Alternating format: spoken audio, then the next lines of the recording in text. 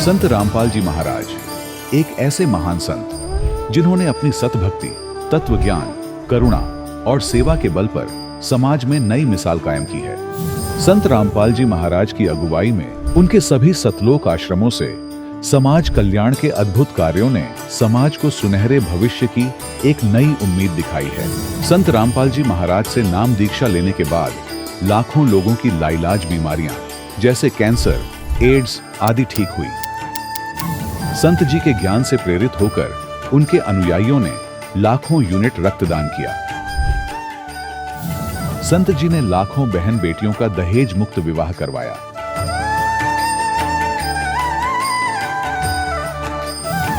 संत जी ने लाखों लोगों का नशा छुड़वाया, करोड़ों उजड़े परिवार बसे। संत जी के आश्रमों में समागम के दौरान निःशुल्क नेत्र चिकित्सा, दंत चिकित्सा प्रदान की जाती है। संत रामपाल जी महाराज द्वारा समय समय पर पर्यावरण संरक्षण के उद्देश्य से बड़े स्तर पर वृक्षारोपण किया जाता है। संत जी ने जरूरतमंदों को तत्काल राहत पहुंचाने के लिए एम्बुलेंस सेवा शुरू की। संत जी अपने अनुयायियों को देहदान के लिए प्रेरित करते हैं, जिससे मानवता की सेवा और चिकित्सा क्षेत्र में सुधार हो सके। संत रामपाल जी महाराज के सभी आश्रमों में हर रोज निःशुल्क भंडारा आयोजित किया जाता है, जहां हर वर्ग, हर जाति और हर धर्म के लोग एक साथ बैठकर भोजन करते हैं।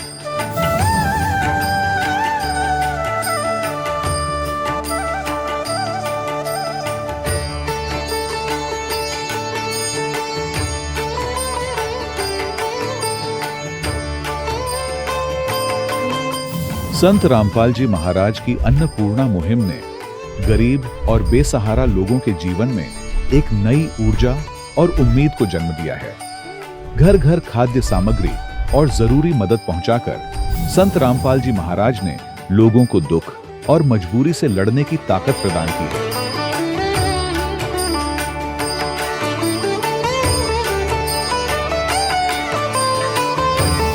संत रामपाल जी महाराज द्वारा गरीब लोगों के लिए घर बनवाने का अद्भुत कार्य एक ऐसी मिसाल कायम कर रहा है जो सदियों सदियों संत जी की उदारता और दया भावना के तौर पर जाना जाएगा।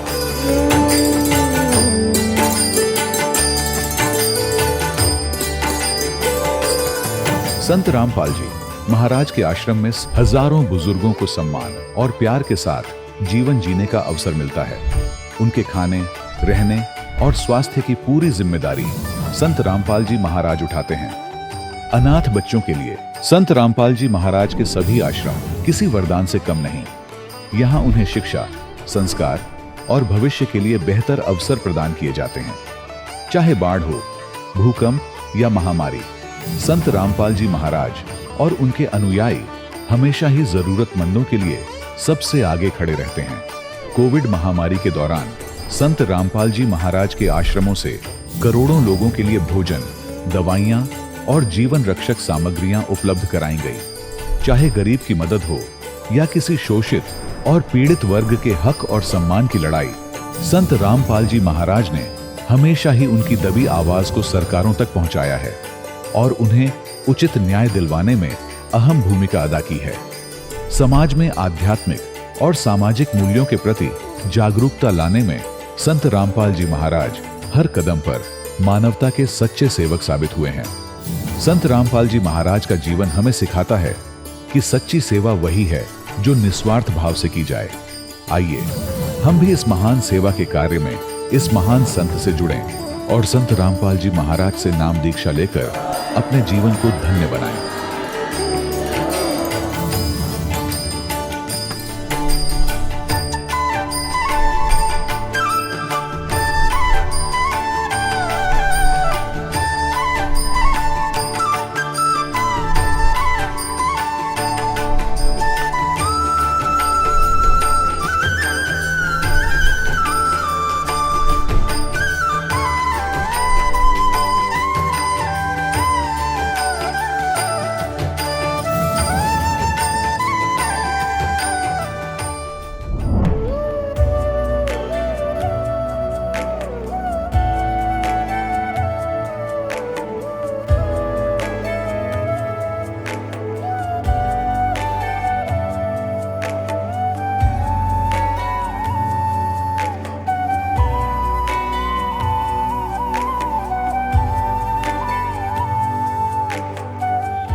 पवित्र श्रीमद् भागवत गीता, पवित्र चारों वेद, पवित्र कुरान शरीफ, पवित्र बाइबल, पवित्र गुरु ग्रंथ साहिब, पवित्र कबीर साहिब की वाणी में छुपे हुए गूढ़ रहस्य अर्थात तत्व को जानने के लिए कृपया अवश्य सुनिए जगत गुरु तत्वदर्शी संत रामपाल जी महाराज के मंगल प्रवचन।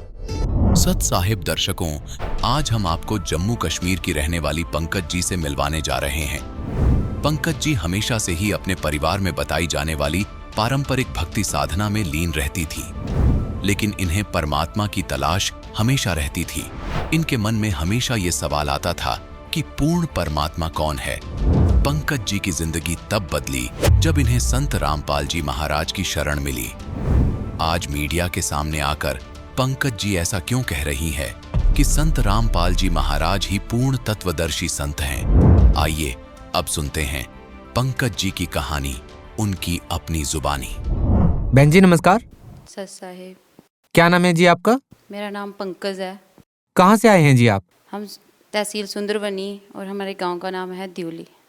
बहन जी संत रामपाल जी महाराज से नाम दीक्षा आपने कब ली? हमने 22 सितंबर 2013 में ली थी गुरु जी से नाम दीक्षा। संत रामपाल जी महाराज की शरण में आने से पहले आप क्या भक्ति साधनाएं करते थे? जैसे नवरात्र व्रत, ब्रह्मा विष्णु महेश की भक्ति करना, अन्य जो देवी देवता जो कोई बता देता, और ये तांत्रिकों के जाना अगर कोई प्रॉब्लम होती तो ये सब पूजाएं हम करते थे। जैसे कोई बता देता वहाँ जाने से ये लाभ होता है, हम सभी जगह जाते थे। जो साधनाएं आप पहले कर रहे थे उन साधनाओं के करने से आपको क्या लाभ मिला? हमें कोई लाभ नहीं मिला। एक जगह जाते थे, जैसे कोई बताता था वहाँ जाने से ये लाभ होगा, लेकिन वहाँ जाने से कोई लाभ नहीं होता था। फिर दूसरी जगह कोई बताता, हम दूसरी जगह जाते थे।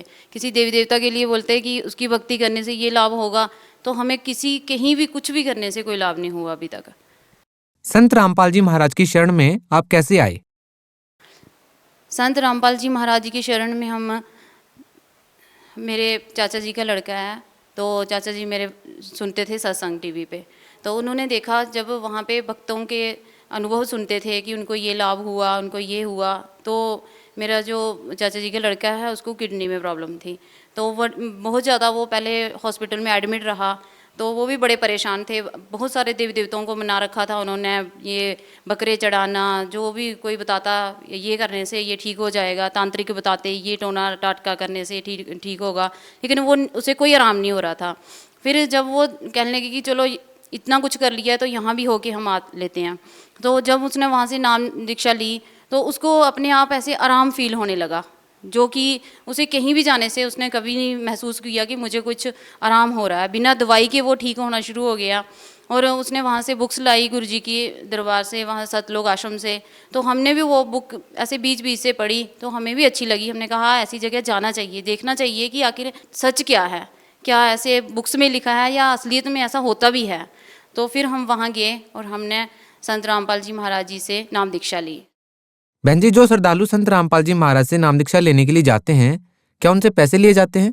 हम आपसे भी ये जानना चाहेंगे कि आपने कितने पैसे दिए संत रामपाल जी महाराज से नाम दीक्षा लेने के लिए? भगत जी ये तो बिल्कुल उन लोगों ने अफवाहें फैला रखी हैं, ये चाहते नहीं कि संत रामपाल जी महाराज जी का ज्ञान आगे बढ़े या वहाँ लोग जाकर नाम दीक्षा लें। अगर किसी को ऐसा लगता भी है तो वहाँ जाकर देख सकते हैं, प्रैक्टिकली देख सकते हैं। हमारे कहने से शायद उनको इतना विश्वास ना लगे। कुछ लोग कहते हैं कि टीवी पे अगर ये भक्तों के अनुभव आते हैं तो ये हमारे गुरुजी के लिए, संत रामपाल जी के लिए, कि वो इनको पैसे देते हैं तो वहाँ बोलने के लिए। ये भी बिल्कुल झूठ है। जो चाहते नहीं कि गुरुजी का ज्ञान चले, जो नकली गुरु हैं, वो अपने जो शिष्य हैं उनको दाएं बाएं ना जाने के लिए, ये भटक ना जाएं हमारे दरबार को छोड़ के, हमें जो इतनी आमदनी हो रही है हमारी बंद ना हो जाए, इसलिए ये अफवाहें फैला रखी हैं। बहन जी हिंदुस्तान में बहुत सारे धर्मगुरु हैं, आपने संत रामपाल जी महाराज से ही नाम दीक्षा क्यों ली? सर हमने पहले भी एक गुरु बना रखे थे। जैसे हम ग्रंथों में बचपन से मैं पढ़ती थी कि वहाँ लिखा हुआ था कि गुरु जो है, गुरु के बिना गति नहीं है। तो हमने पहले एक गुरु बना रखे थे, हमारे सुंदरबनी में ही हैं वो। तो उन्होंने हमें शिव जी की भक्ति के लिए कहा था कि वे शिव जी की भक्ति करनी है, माता पार्वती की। उन्होंने हमें मंत्र भी दिया था कि आप ये ओम ह्रीम नमः शिवाय मंत्र का जाप करो। हम वो भी करते थे। फिर ऐसे मन में होता था कि देखो हम गुरु को तो हमने बना लिया, अगर गुरु बिना गति नहीं है तो फिर हम अन्य साधनाएं क्यों करते हैं। जैसे श्राद्ध निकालना, अन्य देवी देवताएं को भी पूजना, तो जब भी हम अगर गुरुजी की भक्ति करते तो ऐसे वो उनका जो मंत्र जाप करते थे तो ऐसा लगता था कि अब पता नहीं दुर्गा जी की नहीं आज भक्ति हो पाई है। मतलब कि एक जगह ध्यान मन टिकता नहीं था हमारा। बहन जी, जैसा कि आपने बताया कि पहले आपने किसी और को गुरु बना रखा था, अब आपने संत रामपाल जी महाराज से नाम दीक्षा ले ली है। हमने ये भी सुना है कि गुरु बदलने से पाप लगता है, गुरु नहीं बदलना चाहिए। कहीं ना कहीं आपको लगता है कि गुरु बदलकर आपने कोई गलती की है या कोई पाप किया है? जी, ऐसा बिल्कुल भी नहीं है। गुरु तो कहते हैं कि वो है जो हमें परमात्मा का मार्ग बताए, हमें सही रास्ता दिखाए, ईश्वर का प्राप्ति का रास्ता बताए। वैसे तो गुरु हमने बना रखे थे, अन्य साधनाएं भी करते थे, लेकिन आत्मा में मन में संतुष्टि नहीं होती थी। ऐसा लगता था कि नहीं, ईश्वर कोई और है, ईश्वर कोई एक है जो जिसे मानने से हमें ये अन्य कुछ भी करने की जरूरत नहीं है, ऐसा लगता था। और हमने जब गुरुजी का ज्ञान सुना, गुरुजी से नाम दीक्षा ली, उनके द्वारा बताई गई भक्ति की, तो हमें ये लगा कि हाँ, ये सच है। जो भक्ति को हमारे गुरुजी बताते हैं कि लोग कहते हैं वो देवी देवता छुड़वा देते हैं, वो ये करवा देते हैं, इन्होंने अब ऐसे कर लिया, धर्म बदल लिया। तो अगर कोई ये वही कहते हैं जिन्हें पता ही नहीं हमारे गुरुजी की भक्ति वो क्या बताते हैं, क्या साधना है।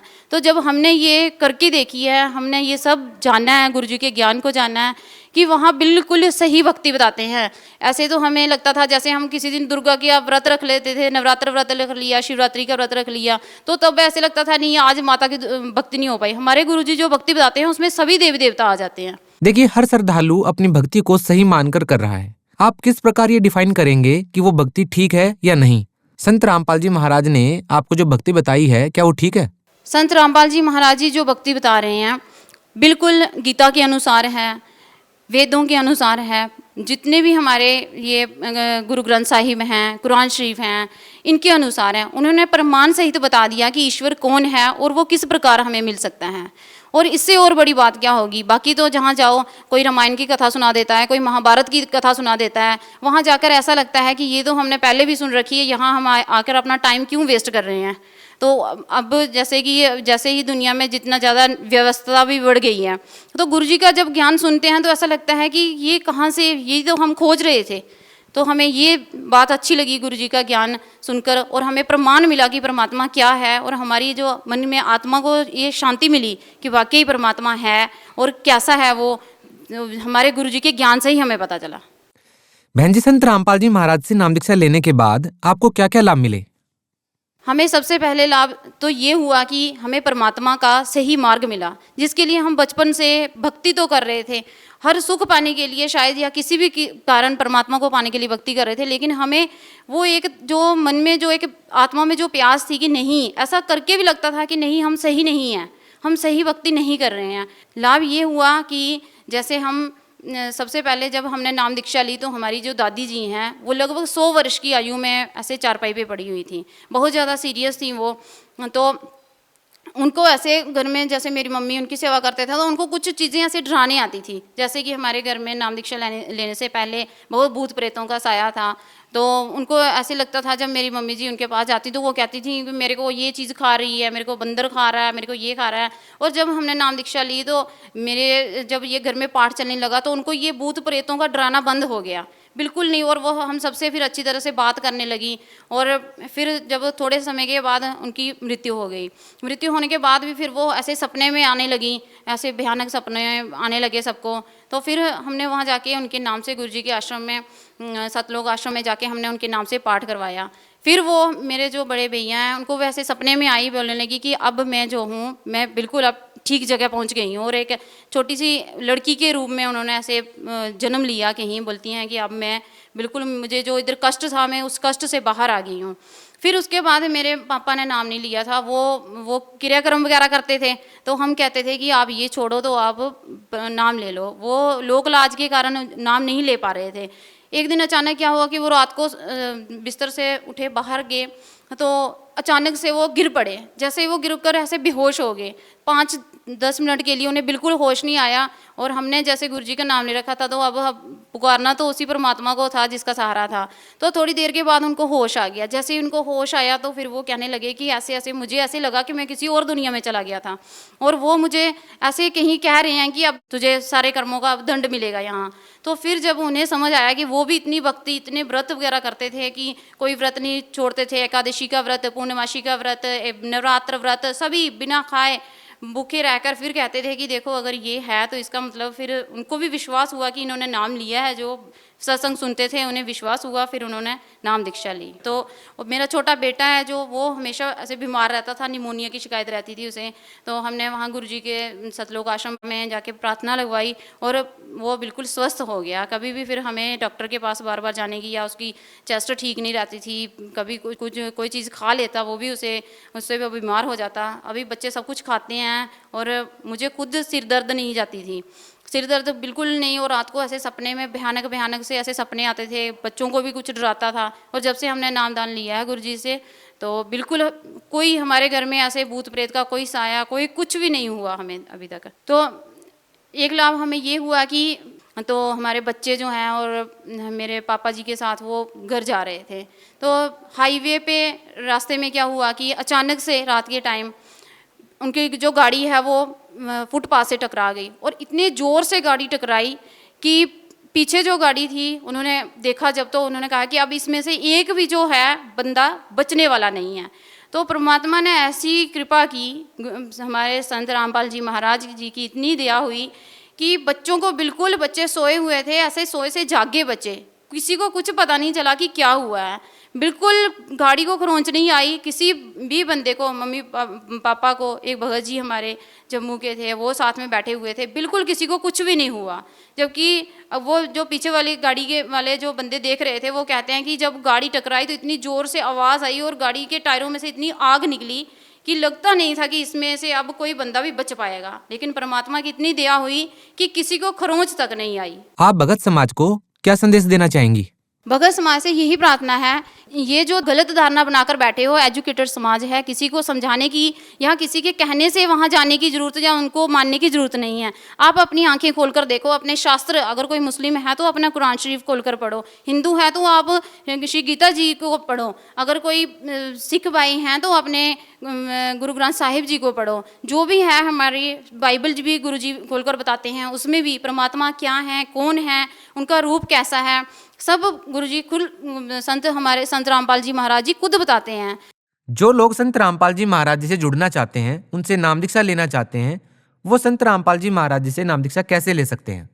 देखिए, चैनल पे नीचे जो नंबर दिए जाते हैं वहाँ पे बताया जाता है कि आप अगर कोई नाम दीक्षा लेना चाहता है हमारे गुरुजी के ज्ञान आधार से, तो वहाँ वो फ़ोन नंबर पे कांटेक्ट करके ये पता कर सकते हैं कि गुरुजी के आदेश से जहाँ भी नाम दीक्षा केंद्र खुले हुए हैं वहाँ से नाम ले सकते हैं और अपना कल्याण करवा सकते हैं।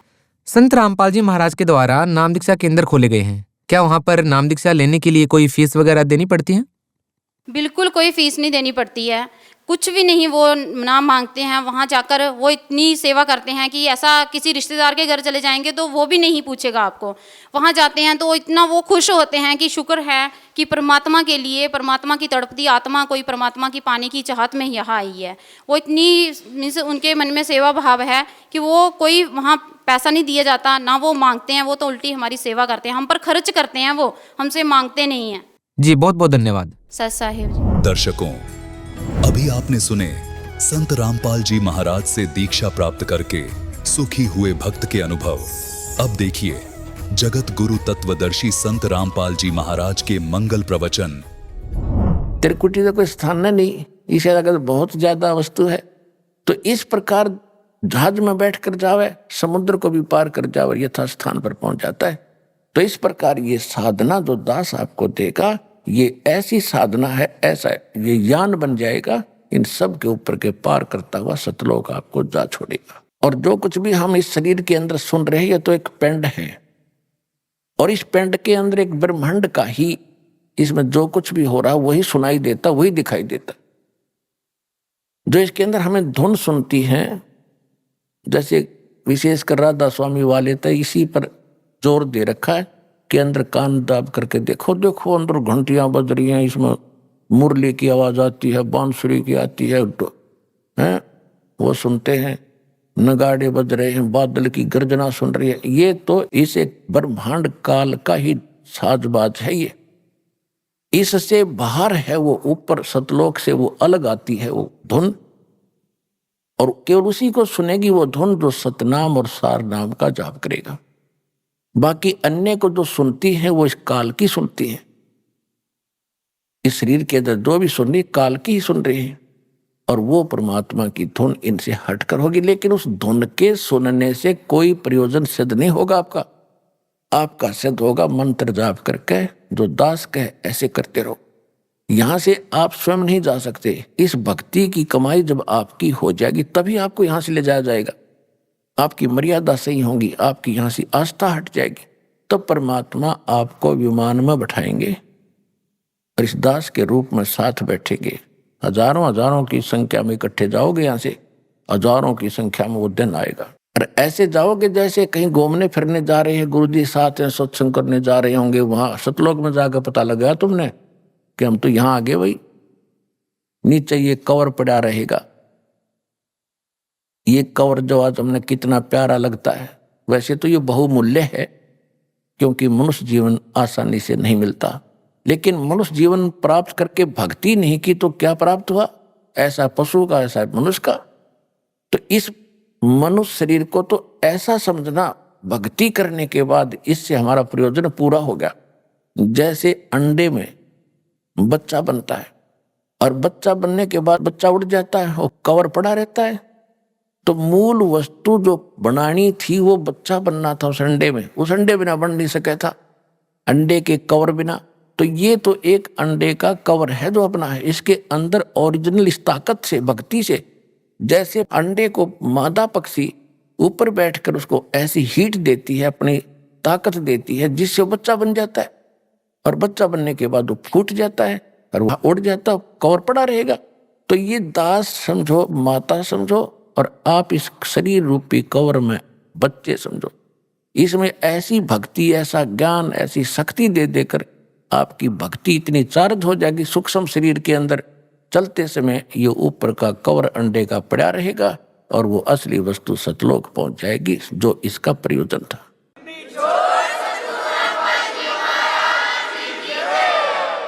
इसके विषय में सूक्ष्म वेद में गरीबदास साहिब जी ने कहा है, देह गिरी तो क्या हुआ, ये झूठी सब है पटीट, पक्षी उड़ गया आकाश को और चलते कर गया बीट। एक और उदाहरण दिया है कि ये जो शरीर है तेरा, ये तो खत्म होना है। अगर आपने सत भक्ति कर ली, कमाई इसकी इकट्ठी कर ली, तो ये बेशक गिरी हो, ये तो ऐसी है उस समय तेरे लिए जैसे पक्षी उड़ते समय और बीट करके उड़ जाए। ये शरीर जो है मनुष्य का, ये तो बीट समझो, और ओरिजिनल वस्तु इसके अंदर एक सूक्ष्म शरीर है। उसमें यह भक्ति चार्ज हो जाएगी आपकी। उस भक्ति से चार्ज होने के बाद ये निकल कर चला जाएगा। आपको ऐसे समझो कि पक्षी बीट कर जाया कर, यो ऐसा शरीर रह जाएगा, इसकी कोई वैल्यू नहीं फिर। और जब तक ये आपके पास है, आपको उदाहरण दे दिया, अंडे बिना बच्चा नहीं बने, इस शरीर के बिना यो मोक्ष, और इसमें चार्जिंग नहीं हो सकती। और जब हमारा काम पूरा हो गया तो ये शरीर छूटेगा, तो छोड़ना पड़ेगा।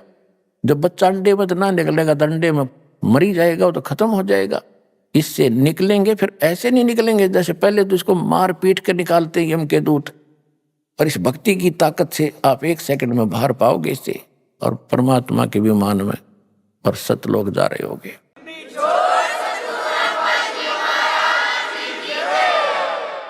तो ये इतनी ताकत देगा आपको ये सतनाम।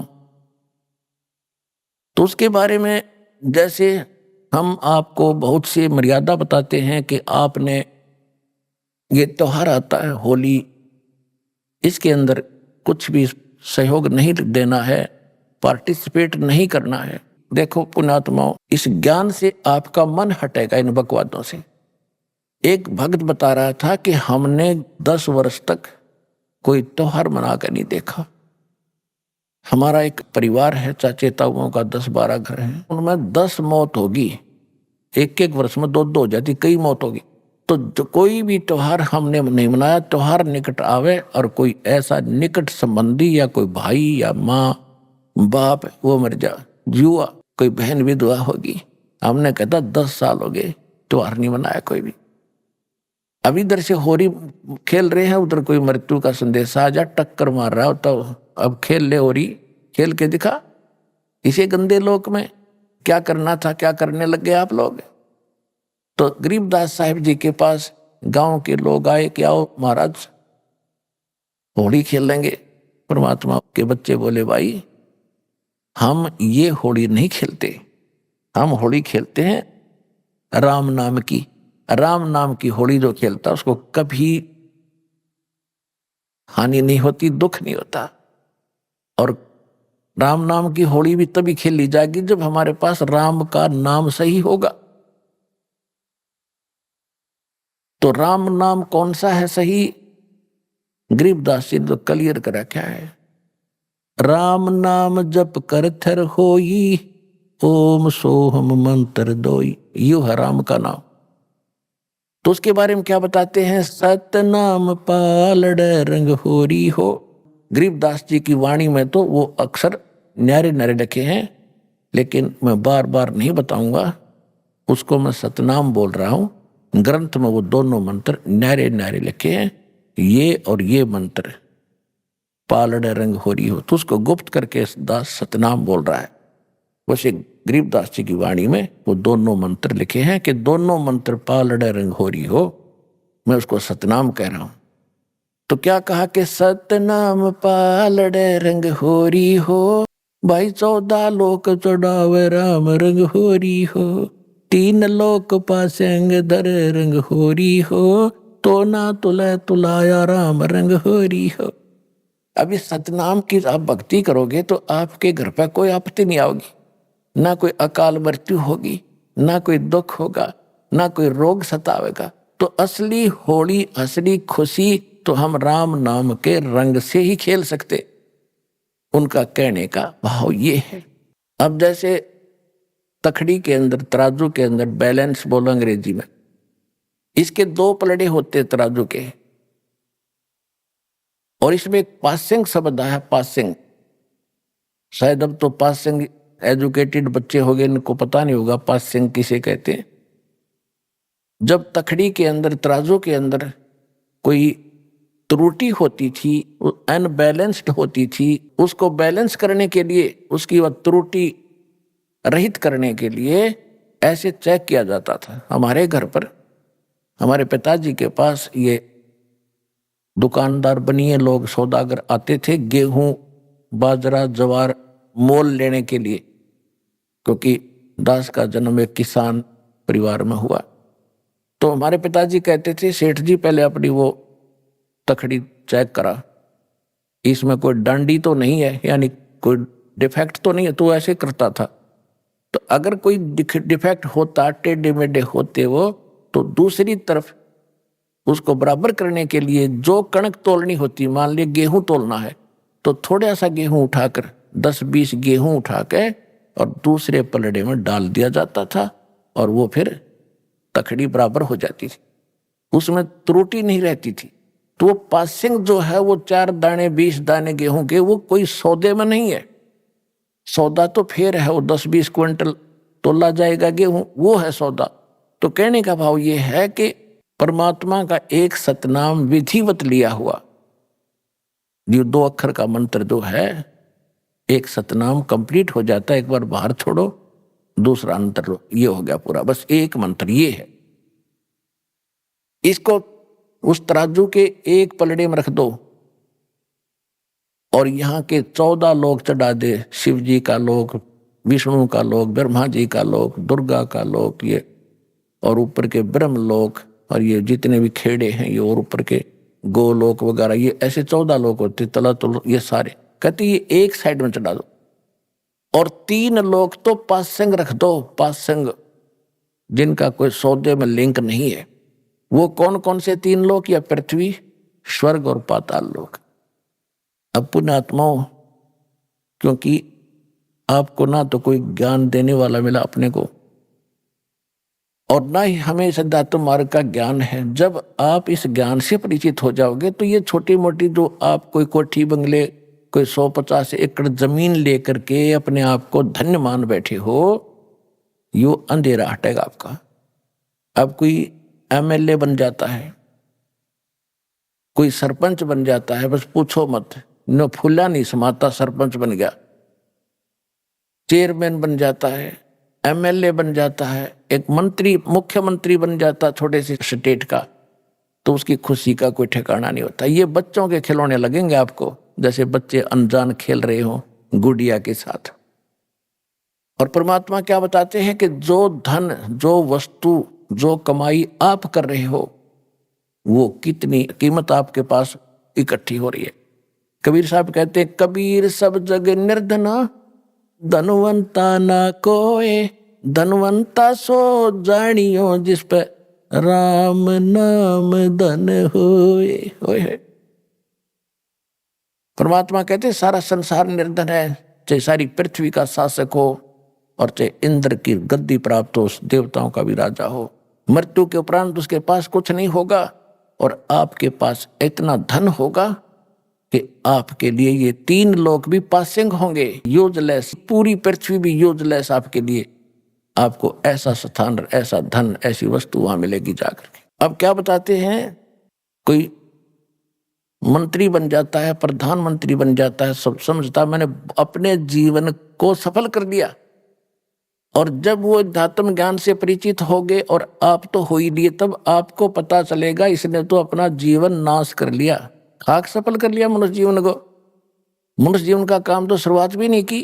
कोई पूर्व में कोई अच्छा नेता था, कोई अच्छा कोई संत महात्मा था, और उसका क्या करते हैं, मरने के उपरांत उसका स्टैच्यू बनाते, मूर्ति उसकी स्थापना कर देते, एक ऊपर छतरी ही बना देते, और वो कहीं गधा बना होगा बिना भक्ति करके, और वहां उसके 1 साल में माला डाल रहे, उसकी बड़े गुणगान कर रहे, तो खाक गुणगान है ये। तो परमात्मा के ज्ञान से जब आप परिचित हो जाओगे, तब आपको महसूस होगा कि आपको क्या मिला और इस संसार को क्या मिला, जो आपको आज महिमावान नजर आ रहे हैं। लास्ट में जब भगवान के दरबार में आपकी कीमत आंकी जाएगी, उसमें पता चलेगा वो तो कौड़ी थे, तो सारी पृथ्वी का राजा हो, और आप लाल बन गए इस भक्ति के करने से, भगवान के दरबार में पहुंच जाओगे। अब क्या बता रहे हैं कि सतनाम पालड़ रंग होरी हो, एक मंत्र, और 14 लोक चढ़ावे राम रंग होरी हो। और 3 लोक, पृथ्वी, स्वर्ग और पाताल, ये तो सौदे में नहीं, हमारे में, इसको तो पासिंग रखे, ये तो यूजलेस, जैसे वो 4 दाने रखे थे। तो ना तुले तुलाया राम रंग होरी हो। इस सतनाम की इतनी ताकत, इतनी कीमत है कि ये पलड़ा फिर भी नहीं उठेगा, 14 लोग भी धर दे और 3 लोग पासिंग रख दे। तो वो मंत्र अब आपको प्राप्त हुआ है।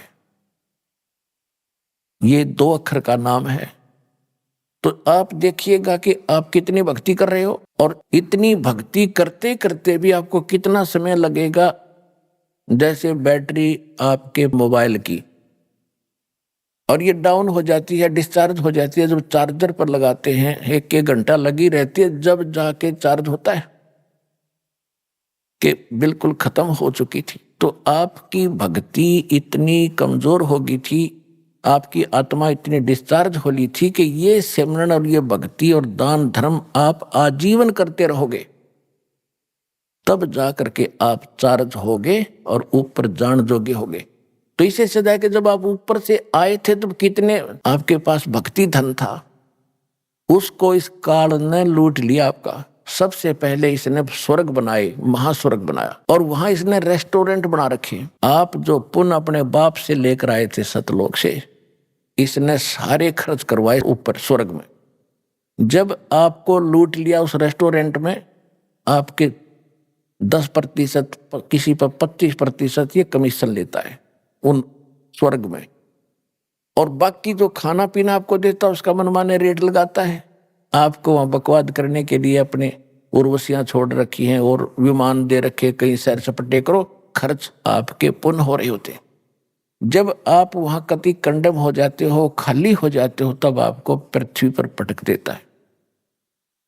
फिर परमात्मा ने विधान दे रखा है, इसने जो इनकम्प्लीट आपको दे रखा है वेद, शास्त्र अनुकूल साधना करोगे तो आप फिर चार्ज हो जाओगे। श्रीमद् भगवत गीता अध्याय नंबर 16 के श्लोक नंबर 23 और 24 में स्पष्ट है कि शास्त्र विधि को त्याग कर तो मनमानी पूजा करते हैं, मनमाना आचरण करते हैं, मनमाने नाम जाप करते हैं, उनको न तो सुख होता है, न उनकी गति होती है, न कोई सिद्धि प्राप्त होती।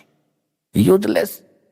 फिर स्पष्ट ये भी किया कि अर्जुन, इससे तेरे लिए कर्तव्य और अकर्तव्य की अवस्था में कौन सी साधना करनी चाहिए, कौन सी ना करनी चाहिए, उसके लिए ग्रंथ ही प्रमाण है। सदग्रंथों को छोड़कर किसी और साधना को मत करना। तो शास्त्र विधि को त्याग कर जो मनमाना आचरण करते हैं उनको कोई लाभ नहीं होना। तो इसी प्रकार जो अन्य साधना लोग करते हैं उनसे तो कोई लाभ होना ही नहीं था, और शास्त्र रूप साधना आपको अप्राप्त हुई है, इससे आपका मोक्ष होगा।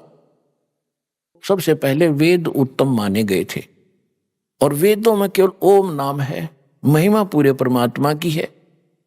और कबीर साहब ने बताया था कि वेद मेरा भेद है, मैं ना वेदन के माही, और जौन वेद से मैं मिलूं, ये वेद जानते नहीं।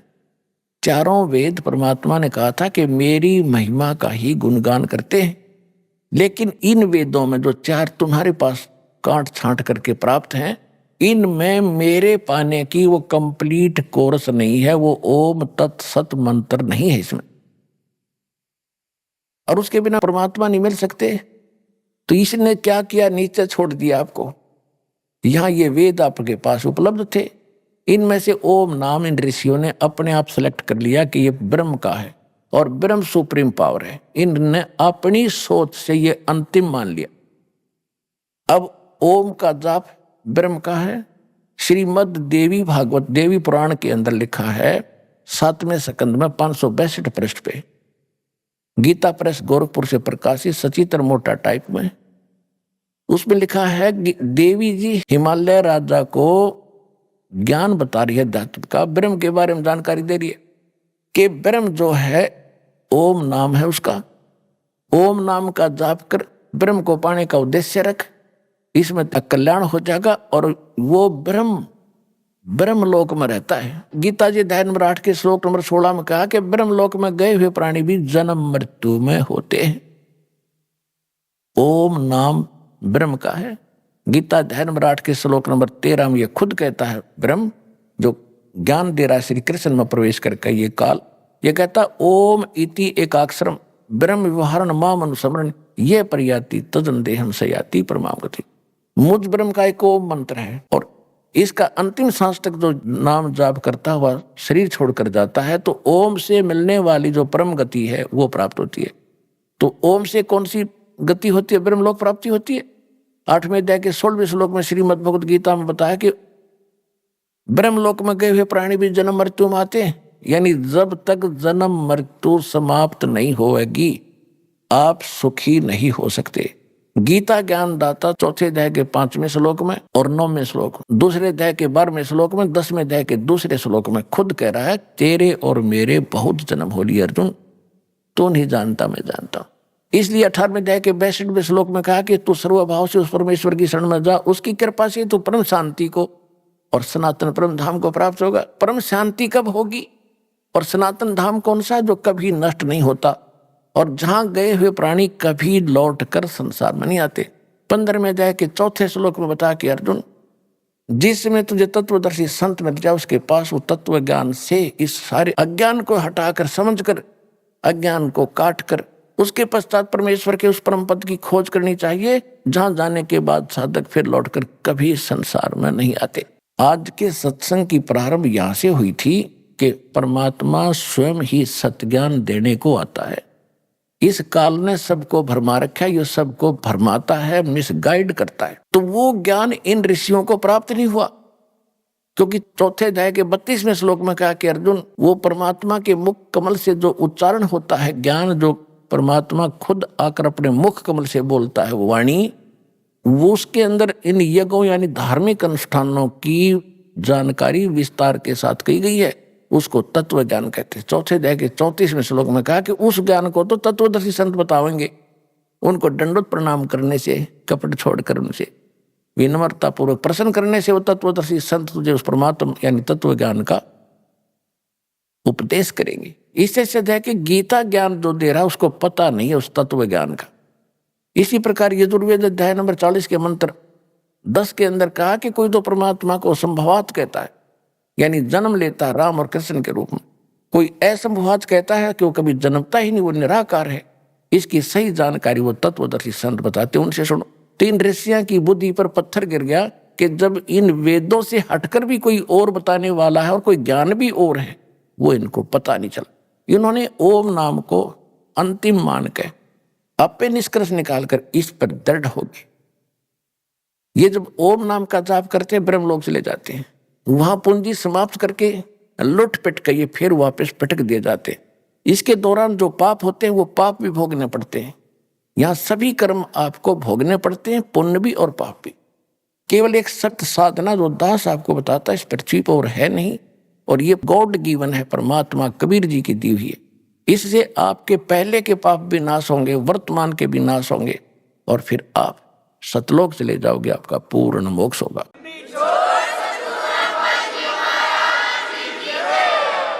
तो ये क्या करता रहा अभी तक? इसने सबसे पहले आपको ऊपर रखा, वह आपकी सारी पुण्य जो वहां से लाए थे वो सारे लूट लिए, फिर आपको पटका पृथ्वी पर। फिर भी आपके कुछ पुण्य शेष थे तो सतयुग बनाना पड़ा भगवान ने आपके लिए, कि जैसे कर्म आप लेकर उतरे हो उसकी व्यवस्था यहां अवश्य करेगा। अब एक बार देख लेना, आप सारे सत भक्ति पर लगोगे जो विश्व लग जाएगा। ऐसा वातावरण चेंज होगा इस पृथ्वी का, जगह जगह फलदार वृक्ष होंगे, भटकते फिरते हैं पेट के लिए, आप घर बैठे आपको वो सुख देगा, याद रखोगे।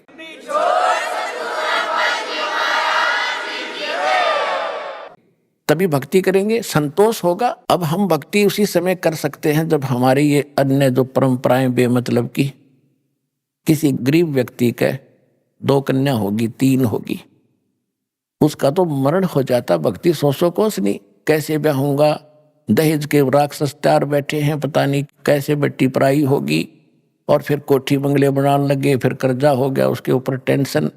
तो ये सब समस्याएं समाधान होंगी। और जब आप भक्ति करोगे तो सतलोक से आपके हिस्से की इस पृथ्वी पर इस काल को देगा। ये तो भिखारी, इसके पास है ही नहीं कुछ भी। पुण्यात्माओं, आपने भगवान सुना था, जाना नहीं था। दास ने उस भगवान को जाना है। अब जैसे जब परमेश्वर कबीर जी एक कपड़ा बुनकर निर्वाह करते हुए लीला कर रहे थे, एक झोपड़ी में रहते थे, शाम का आटा है तो सुबह का शायद ही होता, और उस समय वो प्रचार भी करते थे, जनता को समझाया करते थे अपने बच्चों को। वो तो एक लीला करने आए थे, आते ही हैं ऐसे, वो नियम है उनका, प्रत्येक युग में एक बार वो ऐसा करते हैं। तो उस समय एक निर्धन व्यक्ति हैंड टू माउथ कमावे और खावे, कपड़ा बुने। 1 हफ्ते में कितना कपड़ा बुन देगा आदमी? 50 फुट भी ना बने, 20 फुट भी ना बने। और उसके बिकने के बाद वो मेहनताना मिलना था, बस उससे गुजारा कर रहा। और ज्ञान सुनाते थे भगवान यही, क्योंकि तुझे उद्देश्य ये लेकर आते। तो उस समय उनका इतना विरोध कर दिया था हिंदू और मुसलमान के धर्मगुरुओं ने, ना वो ज्ञान से हारे। परमात्मा कबीर जी, उनके पास कख था ही नहीं, परमात्मा के ज्ञान के सामने वो टिक नहीं पाए। ऐसा सॉलिड परमात्मा का ऐसा ज्ञान था। और ना मारने से मरे, तब उन्होंने एक ऐसी युक्ति लगाई, घटिया षड्यंत्र रचा कि कबीर एक निर्धन व्यक्ति है, इसके नाम से झूठी चिट्ठियां डाल दो। किनके पास? उन महामंडलेश्वरों के पास, जिनके सैकड़ों शिष्य उनके आश्रमों में रहते हैं। उस समय सबको चिट्ठी डाल दी कि कबीर नाम का एक सेठ, कबीर पुत्र नीरू, काशी शहर, और 3 दिन का भंडारा करेगा, भोज देगा 3 दिन का। और उसमें क्या क्या देगा? एक दोहर देगा, एक सोने की मोहर देगा। सोने की मोहर मीन यानी 10 ग्राम सोना, और एक दोहर, दोहर उस समय सबसे कीमती एक साल टाइप होता था। दोहर सर्दियों मॉडर्न की बहुत बढ़िया चादर होती थी, सेठ लोग रखते थे उसको, आम आदमी दोहर प्रयोग नहीं कर पाता था। तो एक दोहर देगा दक्षिणा में, एक मोहर देगा। कोई सूखा सीधा चाहेगा, सूखा सीधा भी मिलेगा। सूखा सीधा बोलना चावल, खांड, आटा, नमक, ये इस तरह की दाल। एक आदमी का जो मांगे मुझे सूखा भी दे, सूखा भी ले जा। और ये तो देगा ही देगा, जितनी बार खाना खाओगे उतनी बार ही एक दोहर एक मोहर देगा। तो ये साधु संत ये लालची हो जाते कि घर से बाहर निकलने के बाद सब वस्तुएं चाहिए इनको। और जब उन ऋषि उन मंडलेश्वरों को पता चला कि ऐसा दाव लगेगा, तो उन्होंने लूले लंगड़े सारे चेले ले लिए साथ में। अब चेलों को मिलेंगी खाने के बाद दोहर मिलेंगी, मोहर मिलेंगी, तो वो तो मेरी होंगी, जो प्रधान उनका गुरु होते थे वह। तो इस करके सबको लटका लाए, लूंगे लूले लंगड़े को भी। 18 लाख इकट्ठे हो गए, 18 लाख। अब पुण्यात्माओं, अब गरीबदास साहेब परमात्मा से परिचित हो चुके थे। उन्होंने फिर उनकी कैसे चित्रार्थ किया। रविदास जी चमार जाति से थे, कबीर साहब जुलाहा जाति धाणक जाति से मैं प्रसिद्ध थे, क्योंकि वैसे तो वो मालिक थे, संतों का कोई जाति नहीं होती, फिर भी उस समय विशेष छुआछात भेदभाव था। वो दोनों ज्यादा निकट रहते थे। तो सुबह सुबह रविदास जी ने देखा कि ये क्या होगा, जहां तक नजर जावे जनता, 18 लाख आदमी थोड़े नहीं होते। यहाँ मेरे ख्याल में जब सारे हिसार के अंदर नहीं होंगे 18 लाख आदमी, तो 18 लाख व्यक्ति आकर बैठ गए। वो साधु संत रविदास जी सुबह सुबह उठे, उनसे पूछना लगा कि भाई क्या बात है, अब कौन हो, कहां से आए हो। तो ऐसे पूछने वाले उनको बहुत मिल चुके थे। तो वो साधु संत कहते हैं कि काशी वालों, ए बनारस वालों, तुम कौन सी दुनिया में रहते हो, हम इतनी दूर से चलाए, तुम्हें यहाँ नहीं पता कि यहाँ क्या हो रहा है। यहाँ एक कबीर नाम का सेठ है, कबीर पुत्र नीरू, और वो एक भंडारा करेगा, हम उसके लिए आए हैं, आज ही शुरू होने वाला है। रविदास जी ने कहा कि कौन, फिर कहना भाई कौन है, किसका नाम से हो रहा है, कि कबीर पुत्र नीरू और काशी बनारस। अब कबीर पुत्र नीरू तो एक का था, जो रविदास जी को पता था। रविदास जी ने पूछा कि तुम्हारे पास कोई लिखित है। अकां जी देखो, सबके पास पर्चे गए, हमारे पास चिट्ठी गई हमारे पास, तब आए, वैसे थोड़ा आते हैं। रविदास जी ने जाके भगवान को बताया घर पे कुटिया पे कि महाराज अब काशी छूटेगी अपनी। इन्होंने तो ऐसा जुल्म कर दिया कि अब हम यहाँ नहीं रह पाएंगे बनारस में। परमात्मा बोले क्या बात है कि ऐसे ऐसे बात होगी है। लाखों आदमी आए हुए हैं और सब ने चिट्ठी दे रखी। इन झूठे लोगों ने ये हमारे साथ मजाक किया है। इन गुरुओं ने, मुसलमान और हिंदुओं ने मिलके, और बहुत लोग आ गए। परमात्मा बोले रविदास जी दरवाजा बंद कर बैठ जा अंदर, हम दरवाजा खोलेंगे नहीं, घर से निकलेंगे नहीं, रात होने दे, घर छोड़कर चला जाऊंगा मैं अपने बच्चों को लेकर, ये नहीं जीने देंगे यहाँ पर मेरे को। रविदास जी को तो वहां बैठा लिया अपने साथ, और परमात्मा पहुंच गए सतलोक में। संदेश कर दिया वहां से कि तैयार करो। पहले बैलों से यातायात होती थी, क्योंकि रास्ते नहीं थे, ना बैल गाड़ी चला करती थी। बैल आगे पीछे चलते थे, एक दूसरे का रस्सा बांधकर, और बैलों के ऊपर जैसे गधों के ऊपर थैले रखते हैं, ऐसे बैलों के ऊपर कमर पे थैले रख के ये बंजारे यानी व्यापारी लोग व्यापार किया करते थे। किसी में जैसे 100 बैल हैं, 100 बैलों में मनमाने एक मन वजन 1.5 मन तो डाल ही देते थे। तो कोई शक्कर डाल रहा है, कोई चावल ले रहा है, तो ऐसे लाते थे पहले। इनको बंजारे बोलते थे। बंजारे यानी जो बनज करते हैं, जो सौदागर होते हैं, उनको उसमें बंजारा कहते थे। और बंजारों के लिए साधन ये बैल ही होते थे, बैलों के ऊपर सामान रख कर आते जाते थे। जिस कारण से परमात्मा ने एक बंजारे का रूप बनाया, केशव नाम रख लिया, और सतलोक में गए।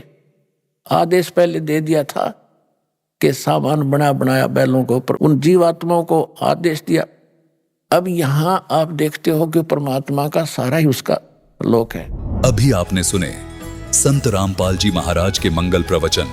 आइए अब सुनते हैं संत रामपाल जी महाराज से नाम दीक्षा लेकर सतभक्ति करके अद्भुत लाभ प्राप्त करने वाले अनुयायी के विचार। कई बार व्यक्ति अनगिनत पूजा पाठ, व्रत, उपवास और साधनाओं के बावजूद भी मन की शांति से वंचित रह जाता है। ऐसी ही कहानी है उत्तर प्रदेश के ललितपुर की बेनी बाई जी की, जो वर्षों तक ब्रह्मा कुमारी पंथ की साधनाओं में लगी रही। परंतु इसके बावजूद उनके दुखों का अंत नहीं हुआ। आज सभी साधनाओं और ब्रह्मा कुमारी पंथ को त्याग कर इन्होंने संत रामपाल जी महाराज की शरण ग्रहण कर ली है। दर्शकों, आखिर बेनी बाई जी ने संत रामपाल जी महाराज की शरण क्यों ग्रहण की? आइए जानते हैं बेनी बाई जी की कहानी उन्हीं की जुबानी। माता जी नमस्कार। सत साहेब। जी क्या नाम है आपका? बेनी बाई। कहाँ से आए आप? जिला ललितपुर मड़ावरा। संत रामपाल जी महाराज से नाम दीक्षा लेने से पहले आप क्या भक्ति साधना करते थे? मैं मथुरा वृंदावन जाती थी और सोमवार का व्रत, शुक्रवार का व्रत, 9 देवी की उपासना करती थी और गुरुवार हर व्रत करती थी। मैं जितने होते हैं हिंदू धर्म में सब व्रत करती थी। और ब्रह्मा कुमारी में भी कुछ दिन मैंने मुरली पढ़ी, उनका भी माना मैंने। आपने जो ये सभी प्रकार की पूजा साधना की है, तो ये सब छोड़कर आप संत रामपाल जी महाराज जी की शरण में क्यों आए? मेरा एक यही कारण था कि मेरे लिए बच्चादानी की प्रॉब्लम थी, वो ठीक नहीं हो रही थी। हमारे पति हैं जो, वो बहुत परेशान करते थे, शराब वगैरह पीते थे, जुआ भी खेलते थे, यानी हर कामों में वे थे। पहले जो भक्ति साधना आप करते थे, क्या उनसे आपको कोई लाभ नहीं मिला? वो मानते ही नहीं थे, तो इसलिए मैं दुखी थी, तो भाग जाती थी। हर बार बच्चे छोटे छोटे छोड़ के मैं चली जाती थी मथुरा वृंदावन। और 84 को इसकी परिक्रमा 1.5 महीने में आती थी, तो लड़ाई झगड़ा होते थे तो मैं मायके चली जाती थी। संत रामपाल जी महाराज जी से आपने नाम दीक्षा कब ली? 27/11/2013 में। आपने संत रामपाल जी महाराज जी से इतनी सारी साधनाओं को करने के बाद नाम दीक्षा ली। हम आपसे ये जानना चाहेंगे कि आपको संत रामपाल जी महाराज जी पर भरोसा कैसे हुआ कि वो आपको सारे लाभ दे देंगे? भरोसा ऐसे हुआ कि हमारे लिए पहले गए तो पहले हमने ये सोचा था हमारी बीमारी ठीक हो जाएगी, और फिर वहाँ गए, गुरुजी ने बोल दिया हमसे, संत रामपाल जी महाराज जी ने बोल दिया सिर पर हाथ रख के कि हाँ आपका सब ठीक हो जाएगा, आपके वो पति हैं जो ज़रूर आएंगे, मेरी शरण में ज़रूर आएंगे। और मेरे लिए जब से बिल्कुल हल्का हो गया, इतना भारी शरीर रहता था बिल्कुल हल्का हो गया और मेरे लिए पूर्ण विश्वास हो गया, तो मैंने उनसे दीक्षा ली। आपने बताया कि आपको परेशानी थी, डॉक्टर ने क्या कहा था? डॉक्टर ने ये बोला था, सबसे बड़ी डॉक्टर नहीं है दमोह की, उसने बोला था कि अगर ये निकलवाएगी नहीं तो तू मर जाएगी। अभी तक कहाँ रही? मैंने कि मैं देहात में हूँ, मड़ावरा में हूँ, यहाँ पर नहीं रहती। कर बोली थी कि नहीं तो तुम 2-4 दिन में निकलवा के फेंकवा दे। और मैंने पर भगवान की आशा करके और मैंने गुरुजी का मंत्र जाप किया, उसी से मेरे लिए आराम हुआ।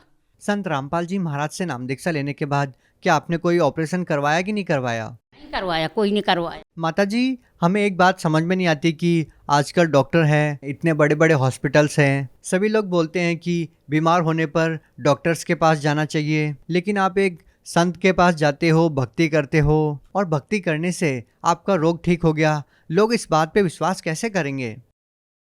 भरोसा तो करना चाहिए। देखो सर, ऐसा है कि जो जिसके लिए फ़ायदा हुआ वो तो बताएंगे। जैसे हमने भक्ति की और भक्ति के मंत्र की शक्ति से हमारा रोग ठीक हुआ, और अगर आज हम गलती करते हैं तो हमारे लिए तकलीफ होती है। ये भी बात है, अभी गलती करें तो अभी की अभी सज़ा मिल जाती है। तो अपन को मंत्र जाप करना पड़ेगा। संत रामपाल जी महाराज जी के वचन पर भरोसा रखना, वचन में बहुत शक्ति है उनकी। हमारे लिए एक बार ऐसे ही हम अपने भगत जी के साथ जा रहे थे ट्रेन में, भोपाल सत्संग था गुरुजी का, तो हमारे भगत जी का ऑपरेशन हो गया था पेट का, तो उनके लिए धक्का लगा तो वो बोले कि चल गई गाड़ी, और बोले हम नीचे उतर रहे। हम तुम उतर जाओ, हम नहीं उतर पाएंगे, हम औरत जनी हैं, हम नहीं उतर पाएंगे। और फिर भी मैं इतनी मरीज हूँ कि मेरी कमर में दर्द होता है कभी कभी, तो वो बोले कि उतर गए। और फिर बोले आजा नीचे आजा। मैंने कि मैं नहीं आऊँगी, बैग फेंक दिया मैंने नीचे कि ले बैग ले लो तुम, हम भोपाल में मिल जाएंगे। वो बोले नहीं आ जाओ। पीछे आ रहे थे गाड़ी के, तो मेरे लिए लगा कि अगर ये 2 बैग लिए हैं और ऑपरेशन भरे हैं और अगर कहीं कछु हो गया तो लोग बोलेंगे कि ये बड़ी भक्ति करने गई थी और पति को ऐसा करवा के आ गई। तो इसलिए मैं कूद गई चलती गाड़ी में। थोड़ा प्लेटफार्म बचा था, जैसे यहाँ से जो गेट है अपना, और मैं कूद गई। तो कूदी तो जैसे ही मैं नीचे गिरी, जैसे ही संत रामपाल जी महाराज इतने ऊँचे दिखाने, छत बिरोबर ऊँचे, इतने लंबे, और उनने मेरा हाथ पकड़ लिया। तो इतना पकड़ा तो ये 3 उंगली भर आई पकड़े में, नाखून अकेले पकड़े थे हैं। और मैं ऐसी देखी तो गुरुजी दिखाने, वही सफ़ेद कपड़े पहने, बाल सफ़ेद हैं जैसे संत रामपाल जी महाराज जी हमारे लिए दिखाने। हमने ऐसा देख लिया और ये हाथ ऐसे पकड़े हैं और ये गाड़ी तरफ ये पैर जा रहे थे, हवा में खींचते हैं, तो यहाँ से मेरे लिए घुटना लगाएं जैसे कोई ऐसा घुटना लगा लेता नहीं उड़ के, ऐसे घुटना लगा मैं डली रही और पूरी गाड़ी आगे के डिब्बे में थी, पूरी गाड़ी निकल गई। और जब फिर ये भगत जी पास में आए हमारे पतिदेव, तो वे बोले कि उठ जा, अब वो नीलखंडी भाषा है तो बोलते उठ जा जल्दी। सो मैंने कि ये हमारा हाथ छोड़ दें, छोड़ नहीं बोला, हमने बोल नहीं पाया कि ये हाथ छोड़ दें, और गुरु जी छोड़ के अलूप हो गए। आपको संत रामपाल जी महाराज स्टेशन पर दिखाई दिए? हाँ, स्टेशन पे नहीं, गाड़ी चका, जैसे गाड़ी का चका जाता है उसी के बिल्कुल साइड पे बिल्कुल। क्या संत रामपाल जी महाराज जी ने आपके जीवन की रक्षा की है? हाँ, संत रामपाल जी महाराज जी ने मेरे जीवन की रक्षा की है। हमारे पति को ये पहले तो शराब वगैरह ये छूट गया, वो मैंने कहीं जबारे वबारे में नगड़िया गड़िया बजाते थे वो भी छोड़ दिया, बीड़ी तम्बाकू सब छोड़ दिया। और है सो ये उनका अपने पेट पर आना था, ये पेट की वो आँत होती है जो गैस वाली, वो फट गई थी। तो हम लोग ने मड़ौरा में इलाज करवाया, नहीं हुआ ठीक, फिर ललितपुर ले गए, ललितपुर रेफर किया, वहाँ ले गए, वहाँ भी ठीक नहीं हुए और इतना पेट सूज गया खूब। तो फिर हम लोग, हमारा लड़का था छोटा वाला और हम लोग थे, तो हम लोग लेके आए झांसी, झांसी रेफर कर दिया, झांसी तक आए। डॉक्टर बोले अगर तुम 5 मिनट नहीं आते तो काम ख़त्म था। उसने तो यहाँ पर नली डाली और एक इत गले में डाली, 2 इत पेट में डाली हैं। उन्हें अब वो किया, कहने ये साफ करके लिया, फिर बोले कि चलो 26,000 की दवाई ले आओ। ये वे बोलते वे नली डलती हैं, वे लेके आई, सब पूरा कर दिया उनने। जब सांस लिख दी थोड़ी, और फिर बाद में 6 बजे से ऑपरेशन रूम में ले गए और वहाँ पर उनका ऑपरेशन नहीं हो रहा था भगत जी।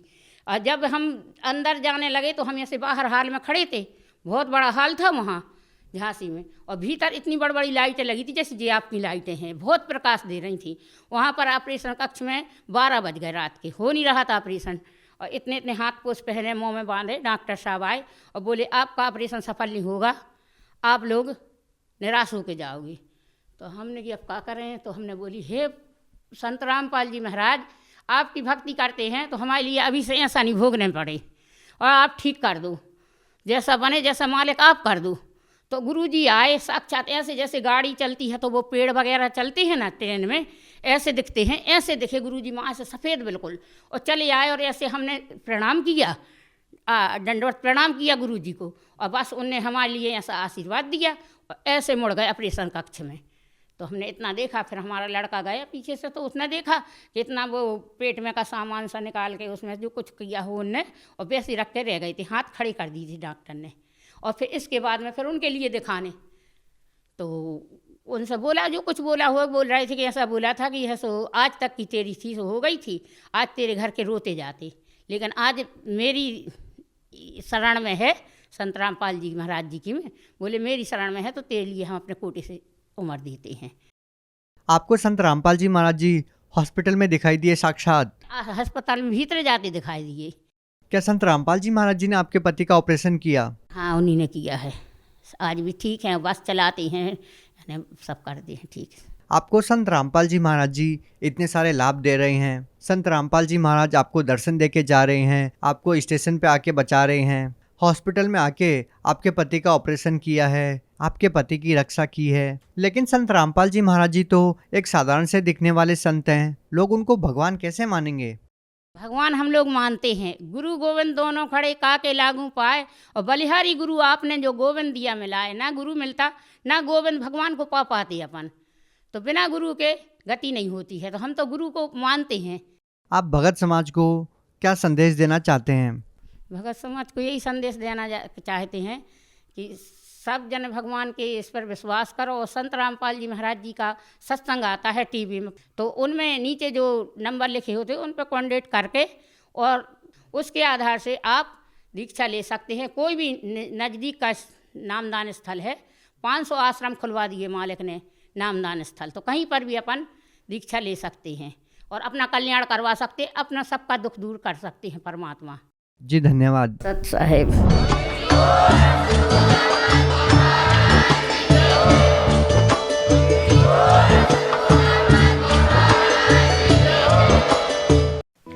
आप सुन रहे थे जगत गुरु तत्वदर्शी संत रामपाल जी महाराज के मंगल प्रवचन। अधिक जानकारी के लिए संपर्क करें।